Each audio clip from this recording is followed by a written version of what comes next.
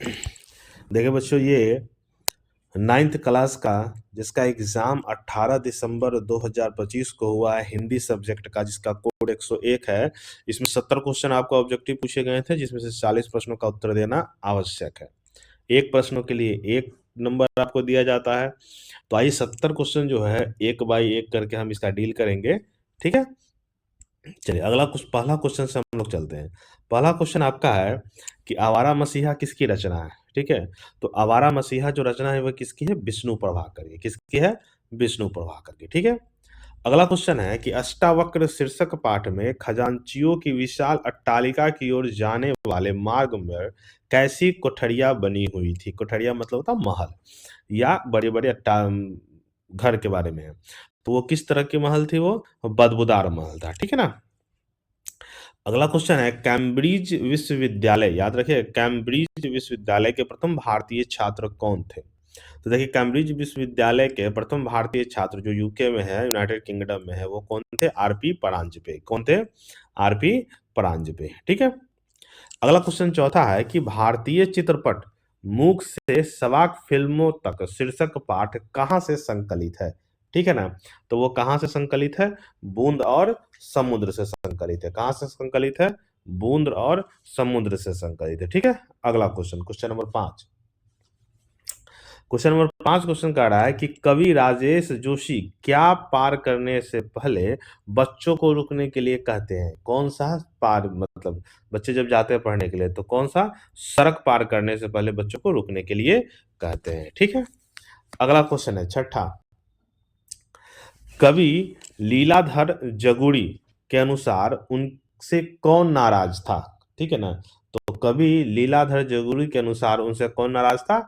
ईश्वर उनसे नाराज था। ठीक है, कौन नाराज था? ईश्वर उनसे नाराज था। ठीक है, अगला क्वेश्चन, क्वेश्चन नंबर 7।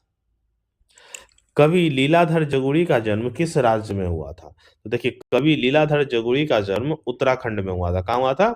उत्तराखंड में। ठीक है, अगला क्वेश्चन आपका है कि कवि राजेश जोशी के अनुसार तेज चाल से चलना किसके प्रशिक्षण का हिस्सा है?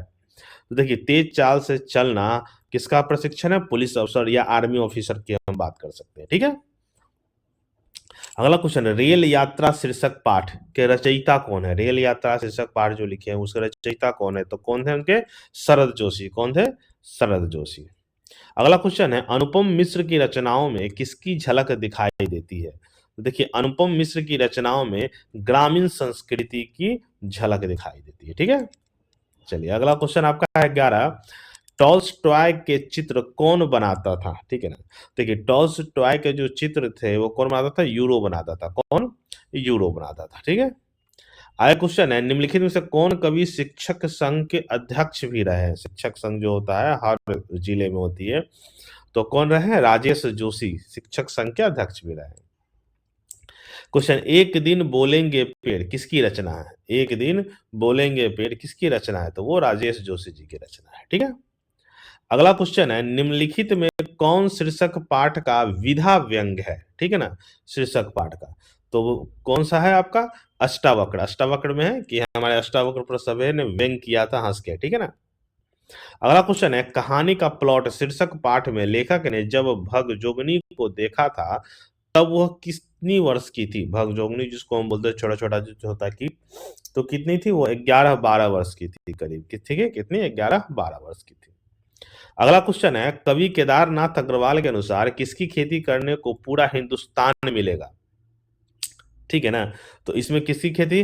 गीत, क्योंकि हिंदुस्तान के हर कोने कोने में एक क्षेत्रीय गीत होता है। ठीक है, चलिए अगला क्वेश्चन है पूरा हिंदुस्तान मिलेगा शीर्षक कविता किस शैली में लिखी गई है?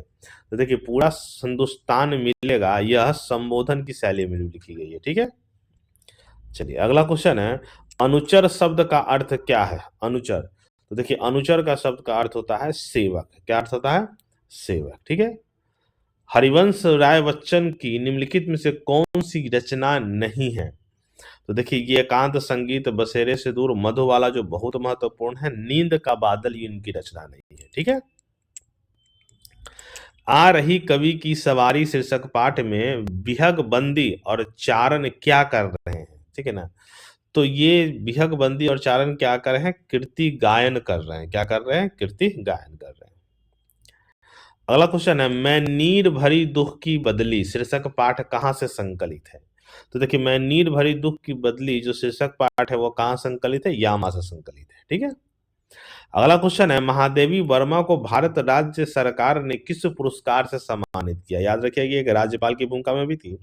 तो महादेवी वर्मा किसे थी, पद्म भूषण से। किसे, पद्म भूषण से। ठीक है। क्वेश्चन नंबर 23 है आपका।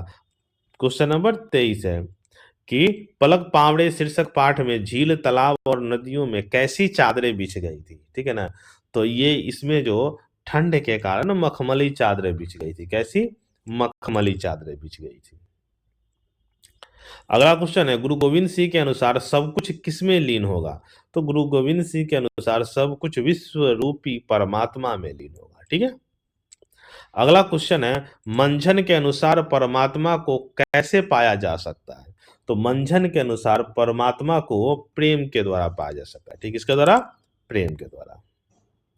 अगला क्वेश्चन है 26, निम्नलिखित में से किस कवि ने पूजा अर्चना न जानने की बात कही है। ठीक है ना। तो पूजा अर्चना न जानने की बात कही कवि रैदास जी के द्वारा कहा गया है। ठीक है। रैदास कैसे कवि थे। तो रैदास एक संत कवि थे। क्या थे वो, संत कवि थे। ठीक है। अगला क्वेश्चन है, पाठ्य पुस्तक में मंझन रचित है। पाठ्य पुस्तक में मंझन रचित है किससे, कड़बक से। ठीक है, किसे, कड़बक तरीके से। गुरु गोविंद सिंह किसके शिष्य थे। तो देखिए, गुरु गोविंद सिंह किसके शिष्य थे, तेज बहादुर के। किसके, तेज बहादुर के। अगला क्वेश्चन है, नीर भरी दुख की बदली शीर्षक पाठ किसकी रचना है।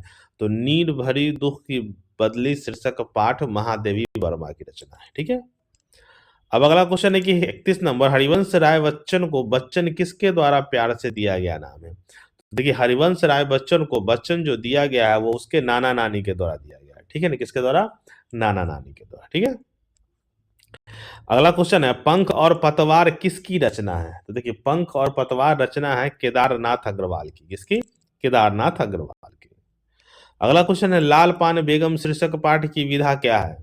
तो लाल पान की बेगम शीर्षक पाठ की विधा क्या है, ये कहानी क्या है। ठीक है ना, ये क्या है, एक तरह की कहानी है। ठीक है। अगला क्वेश्चन आपका है कि ग्राम गीत का मर्म शीर्षक पाठ की विधा क्या है। तो ग्राम गीत का मर्ग शीर्षक पाठ की विधा क्या है, आपका कविता है। अगला क्वेश्चन है, पलक पावड़े शीर्षक पाठ के रचनाकार कौन है। तो पलक पावड़े शीर्षक पाठ के रचनाकार कौन है, हरिओम। ठीक है। अगला क्वेश्चन आपका है, निम्नलिखित में से कौन श्रम गीत है। तो श्रम गीत कौन है, जतसार एक श्रम गीत है। ठीक है। विशेष समुद्रगुप्त को वीणा बजाने के लिए क्या कहते थे। विशेषज्ञ जो समुद्रगुप्त को वीणा बजाने के लिए क्या कहते थे, संगीत मार्तंड। क्या बोलते थे, संगीत मार्तंड। ठीक है। क्या बोलते थे उसको, संगीत मार्तंड बोलते थे। ठीक है। अगला क्वेश्चन, अंतरराष्ट्रीय ख्याति का आचार्य किसे माना जाता है। तो देखिए, अंतरराष्ट्रीय ख्याति का आचार्य माना जाता है हर उप्पल को। क्या माना जाता है, किसको, हर उप्पल को। ठीक है। क्वेश्चन नंबर 39, गुड़िया नृत्य जिसको मुखौटा नृत्य का विकास किसने किया था। जो मुखौटा लगा नृत्य करते हैं उसका विकास मधुकर आनंद ने किया था। किसका, किसने, मधुकर आनंद।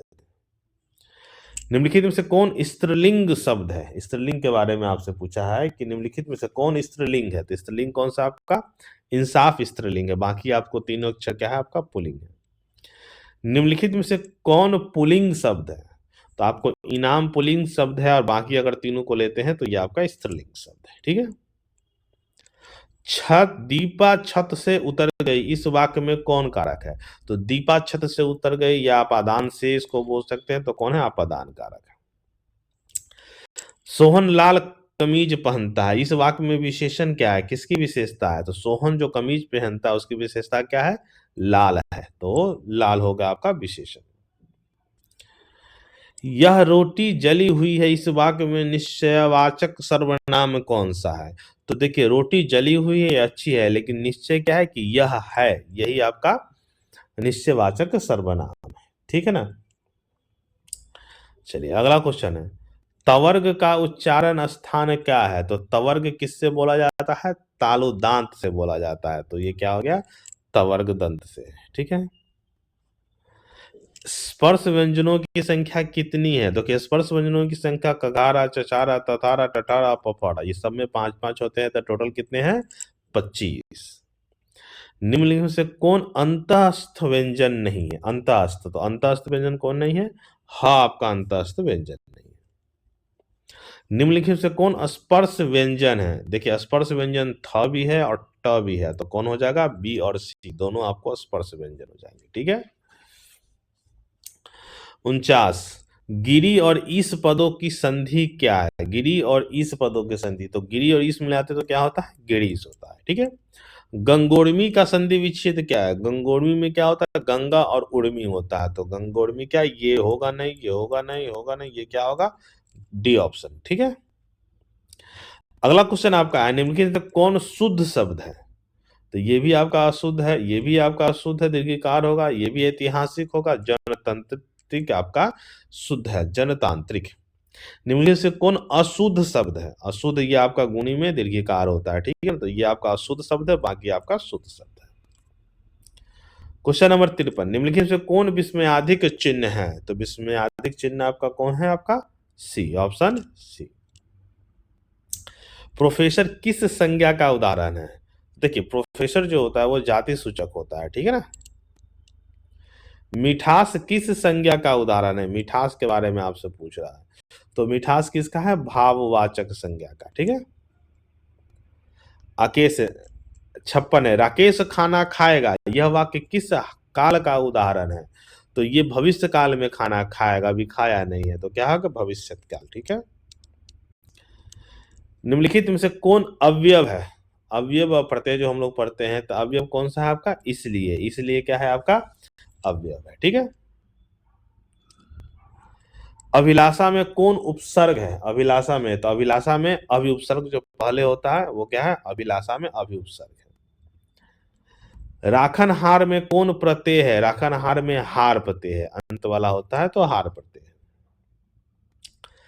चल बसना मुहावरे का अर्थ क्या है? चल बसना का मतलब होता है मृत्यु को प्राप्त करना, मतलब मरने से संबंधित है। त्रिपुरारी किस समास का उदाहरण है? ठीक है ना। तो त्रिपुरारी किसका है? तत्पुरुष समास का। ठीक है। कौन सा है? तत्पुरुष समास। मैं खूब पढ़ूंगा और अच्छे अंकों से पास करूंगा, यह किस वाक्य का उदाहरण है? तो ये मैं खूब पढ़ूंगा और जुता हुआ और अच्छे अंकों से पास करूंगा, दूसरे एक से जुड़ा हुआ है, तो कौन सा है? संयुक्त वाक्य है। ठीक है। निम्नलिखित में से कौन शुद्ध वाक्य है? उनका घर पीछे छूट गया, ये तो आपका शुद्ध है। गाड़ी पीछे रह गई होता है, यह कलम किसकी है? कुछ बच्चे खेलते हैं, तीनों में अशुद्धियां है, तो सही वाक्य हो जाएगा आपका ए। कम बोलने वाले के लिए क्या सा शब्द है? तो कम बोलने वाले को क्या बोलते हैं? मितभाषी। बहुभाषी बहुत बोलने वाले के लिए बोला जाता है। सखा का विलोम शब्द क्या है? तो सखा मतलब होता है दोस्त, शत्रु मतलब क्या चीज होता है? दुश्मन। ठीक है। अस्तुत्व का विलोम शब्द क्या होता है? अस्तुत्व मतलब होता है उसका बड़ाई करना, और निंद का मतलब होता है उसका हीनाई करना। अंबर शब्द का अर्थ क्या होता है? अंबर मतलब आकाश भी होता है, अंबर मतलब कपड़ा भी होता है, तो ऑप्शन क्या हो जाएगा? सी, अंबर शब्द का। पुत्र का पर्यायवाची शब्द क्या है? पुत्र को पर्यायवाची शब्द में किसको बोलते हैं? तनय को भी पुत्र ही बोलते हैं, सुत भी बोलते हैं, आत्मज भी बोलते हैं, तो ऑप्शन क्या हो जाएगा? All of them. इंद्र का पर्यायवाची शब्द क्या है? इंद्र का, तो इंद्र के पर्यायवाची शब्द क्या है? पुरंदर। ठीक है। और अर्थ की दृष्टि से वाक्य कितने भेद होते हैं? तो अर्थ की दृष्टि से वाक्य 8 भेद होते हैं। ठीक है ना। अब इसको क्रॉस चेक कीजिए, इसको याद भी रखिएगा, आगे के लिए काम देगा। अच्छा लगा तो शेयर कीजिएगा, लाइक कीजिएगा, कमेंट्स कीजिएगा, हाँ सब्सक्राइब भी कीजिएगा। धन्यवाद।